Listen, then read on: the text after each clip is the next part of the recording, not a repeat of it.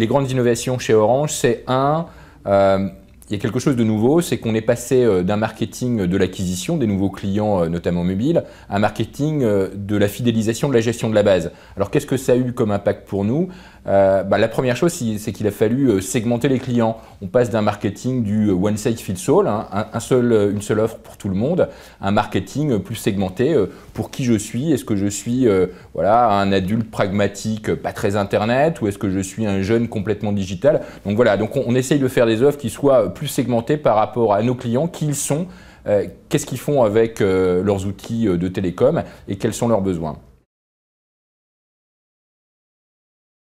Ce qui est important pour nous, c'est pas, je dirais, le fait de passer de l'un à l'autre. C'est pas, je vais faire plus de ventes sur le web parce que ça me coûte moins cher et ça me diminue mes coûts de service client ou j'ai besoin de moins. C'est pas ça. Tout le sujet, c'est, je dirais, arriver à gérer la multicanalité. C'est faire en sorte que sur l'ensemble des points de contact, des points d'interface avec la marque Orange, le client s'y retrouve et qu'il soit partout chez lui parce qu'un acte d'achat, c'est très rarement uniquement monocanal. Donc on doit gérer cette multicanalité cohérente. Alors ça nécessite des outils, des CRM qui soient adaptés et que la fiche client, les informations sur le client et tout ce que le client lui va voir de la marque Orange, ça soit complètement cohérent sur un parcours qui va prendre probablement souvent le web, mais pas seulement le web, les canaux, parfois le service client, les réseaux sociaux sur lesquels, là aussi, même sur le SAV, vous voyez, vous avez un problème sur votre Livebox, vous pouvez aussi le partager sur les réseaux sociaux, des web conseillers vont vous aider. Donc, des points d'interface. Ce qui est important pour nous, c'est de gérer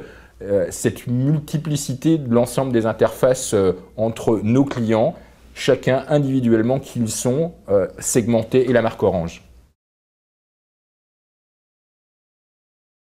Alors, il y a une tendance extraordinaire qui arrive depuis 3 ans, c'est les smartphones. C'est quelque chose qui est, enfin, voilà, ça double dans la base chaque année. C'est un truc extraordinaire. Alors, c'est bien, ça amène l'Internet partout pour l'ensemble de nos clients où qu'ils soient. Ça va de plus en plus vite. On a une plus grande démocratisation des smartphones. Hein. Donc, il y a eu l'iPhone, il y a toujours l'iPhone. Il va y avoir l'iPhone 5 là, dans quelques jours. Il y en a de plus en plus, c'est quelque chose qui se démocratise et ça c'est quelque chose qui va impacter tout le monde, ça va impacter nos réseaux, c'est pour ça aussi qu'on va avoir besoin de nouvelles fréquences, de ces fréquences dites LTE, la 4G si vous voulez, et ça va amener l'ensemble de la démocratisation de l'Internet en mobilité et l'accès à la fois aux réseaux sociaux, une utilisation des réseaux sociaux comme outil pas simplement pour la marque, pour la vente, pour l'interaction, mais également un élément qui va être, allez, ce qu'on va dire, ça va être de la personnalisation de masse.